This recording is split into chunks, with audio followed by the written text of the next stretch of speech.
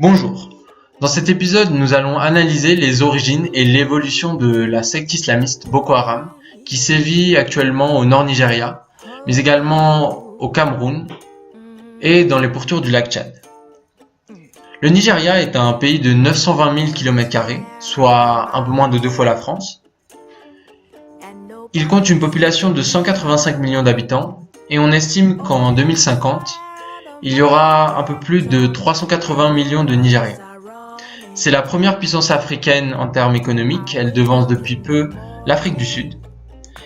Et c'est également un pays multiethnique, on y compte un peu plus de 250 ethnies, ce qui pose problème au niveau de la création d'un sentiment de cohésion nationale. Le Nigeria aussi est divisé entre un sud à majorité chrétienne et un nord à majorité musulmane. Ces deux populations se rencontrent au niveau de la Middle Belt, qui est plus ou moins le centre du pays.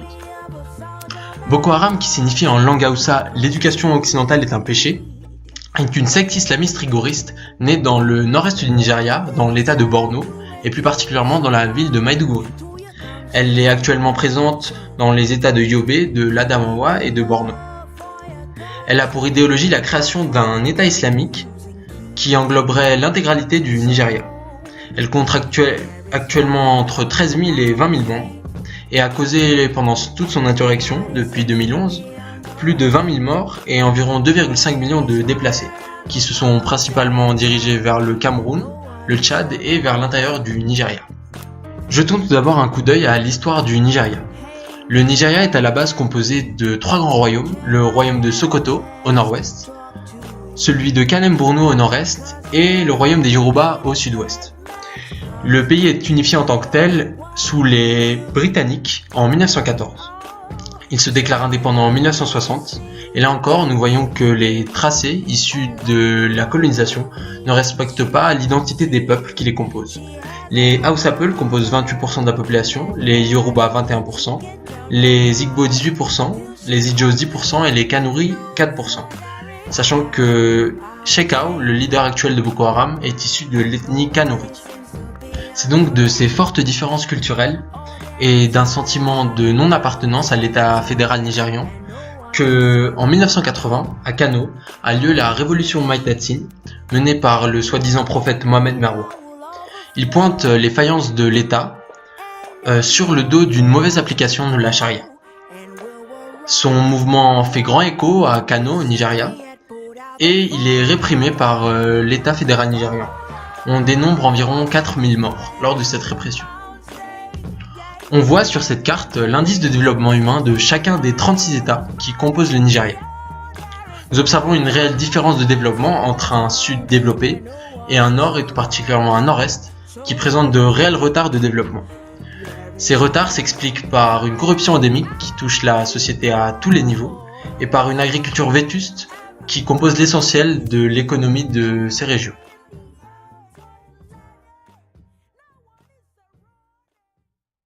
La photo ci-contre nous montre Mohamed Youssouf lors d'un de ses prêches à Maiduguri. Ce leader emblématique de Boko Haram fonde la secte en 2002. Elle attire à la fois des jeunes des quartiers défavorisés de la ville, mais également des jeunes diplômés qui ne trouvent pas de travail. Plus surprenant encore, des hauts dignitaires tchadiens et nigériens assistent à ces prêches, séduits par un discours à la fois virulent et dénonciateur des problèmes de corruption et de pauvreté du pays. Comme Mohamed Merwa, Mohamed Youssouf place tous ces mots sur le compte d'une mauvaise application de la charia.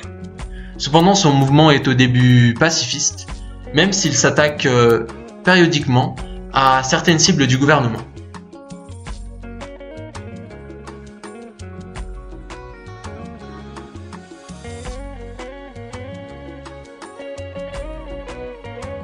De 2002 à 2009, le mouvement va bénéficier de nombreux appuis politiques.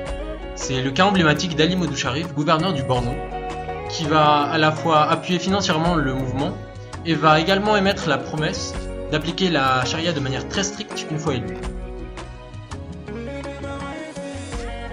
L'alliance politique va être de courte durée étant donné que Ali Modou Sharif ne va pas respecter ses engagements une fois élu.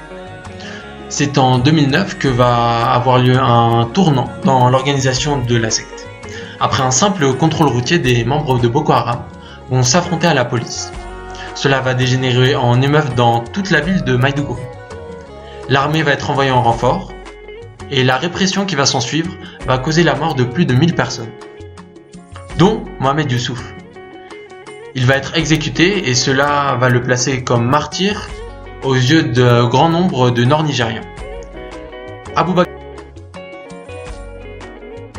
Cependant, la nomination d'Aboubacar Sheka à la tête du mouvement ne fait pas l'unanimité auprès des membres de la Shura de Boko Haram. Son appel à tuer les mauvais musulmans n'est pas approuvé par de nombreux cas. C'est ainsi que Khalid al-Barnawi fonde en 2012 Ansarou. Mamad Nour, quant à lui, un Tchadien, a fondé une cellule. Toutes deux ont en commun qu'elles visent à intégrer le terrorisme mondial. Enfin, Bana Blachera, un Camerounais, a créé une autre cellule qui est responsable pour l'attaque de Bosso au Niger.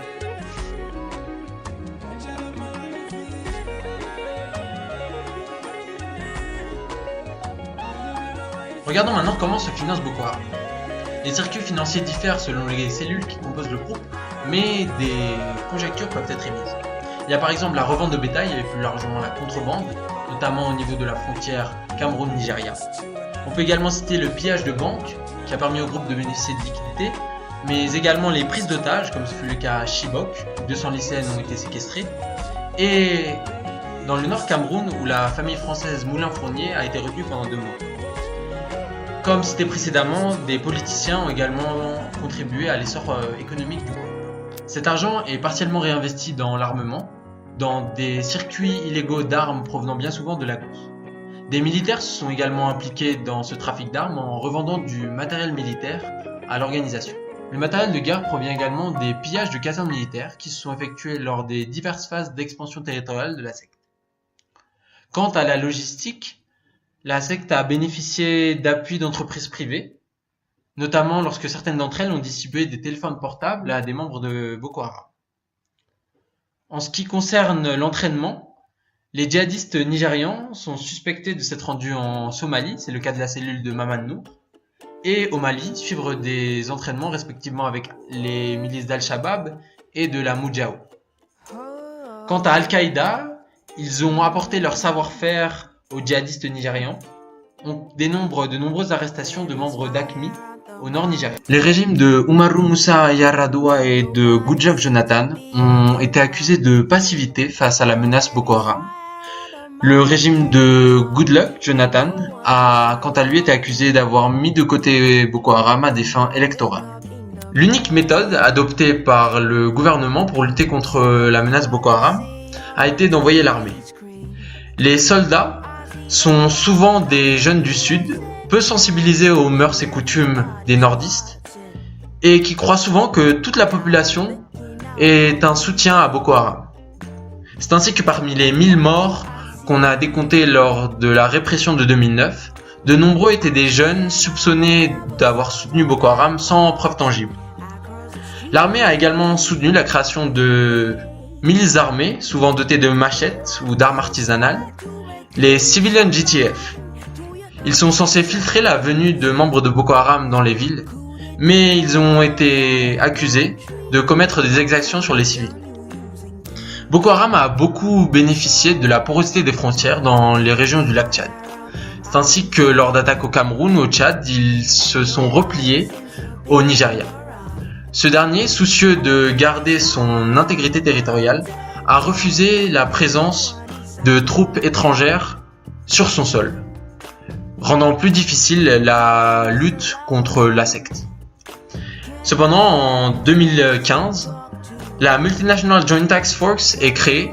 Elle comprend 8000 hommes qui sont chargés de croiser l'information et de mener ensemble des opérations pour en finir avec la menace présentée par celle-ci.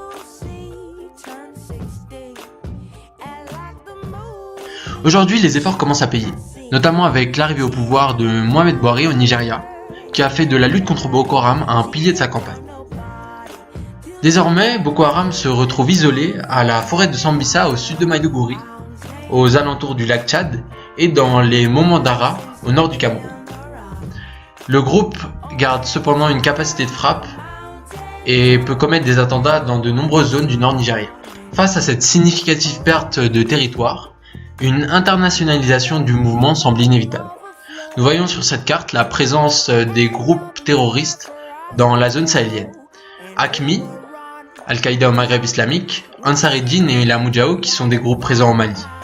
Un regroupement de Boko Haram et de ces groupes pourrait encore fragiliser la zone sahélienne qui est déjà très instable. Pour en revenir au Nigeria, résoudre la problématique Boko Haram revient également à résoudre les maux économiques de la région. C'est ainsi que le département d'économie agricole de l'université de Maiduguri a identifié plusieurs axes économiques qu'il faudrait creuser. Dans le domaine agricole, il faudrait entre autres améliorer l'irrigation et l'accès aux semences. Dans le domaine industriel, il faudrait développer la manufacture de produits locaux comme le lait de soja et le lait de zobo. Le rapport recommande également dans le domaine des services le développement de la télécommunication et du réseau internet. Il est aussi inscrit dans le rapport qu'il faut libéraliser l'accès aux crédits qui sont vraiment difficiles d'accès pour les petits paysans. Dans le domaine de l'éducation, il faut également augmenter la taux de scolarisation dans le secondaire et dans le supérieur qui est dérisoire. Quant aux combattants de Boko Haram, pourquoi ne pas envisager une solution à l'algérienne? Lors de la guerre civile en Algérie, le gouvernement de Bouteflika avait proposé un programme d'amnistie aux combattants islamistes du GIA. Pourquoi ne pas faire de même au Nigeria? Il faut envisager toutes les possibilités pour résoudre ce conflit qui entrave le développement de la région. Pour la réalisation de cette vidéo, je me suis appuyé sur le livre Boko Haram, Parti pour durer de l'écrivain camerounais Léon Koungou. Il a également répondu à mes questions et je l'en remercie d'ailleurs. Je me suis également appuyé sur les rapports de Marc-Antoine Pérouse de Monclos, spécialiste du Nigeria, qui sont très intéressants. Pour aller plus loin dans la connaissance du Nigeria, je vous recommande le livre d'Alexandra Fouillot, Les enjeux de la crise dans le delta du Niger, mais également le livre écrit par Françoise Ugochukwu, qui s'intitule Le pays Igbo du Nigeria et qui retrace l'histoire de ce peuple